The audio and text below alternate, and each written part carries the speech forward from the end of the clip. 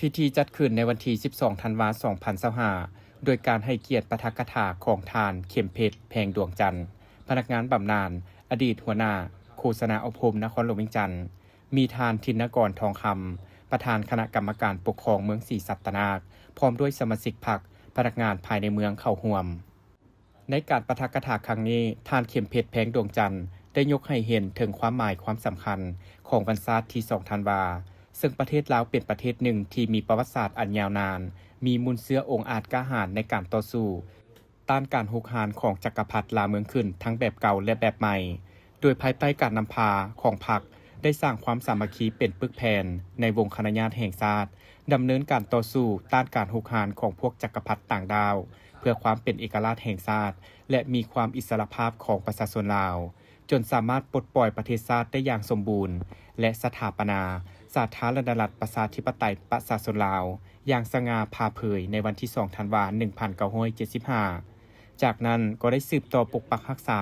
สร้างสาพัฒนาประเทศชาติให้คงตัวและขยายตัวขึ้นอย่างบ่หยุดยัง้ง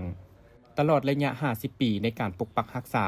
และพัฒนาประเทศชาติภายใต้การนำพาของพรรคได้เฮ็ดให้สมหน้าของประเทศชาติมีการเปลี่ยนแปลงใหญ่หลวงรอบด้านชีวิตการเป็นอยู่ของประชาชนบรรดาเผ่าได้รับการยกสูงขึ้นอย่างบ่หยุดยัง้งเป็นต้น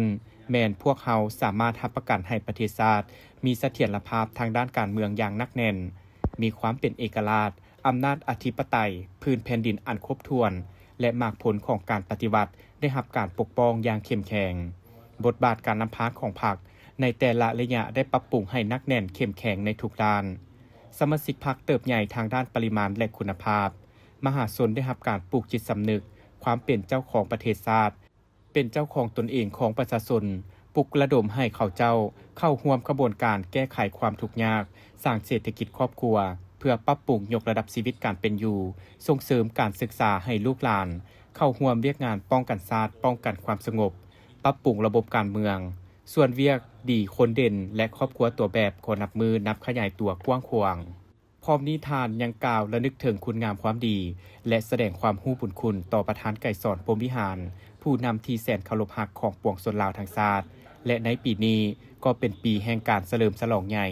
ครบรอบ105 ปีประธานไกรสอนได้นำพาภารกิจต่อสู้ปลดปล่อยชาติปกปักรักษา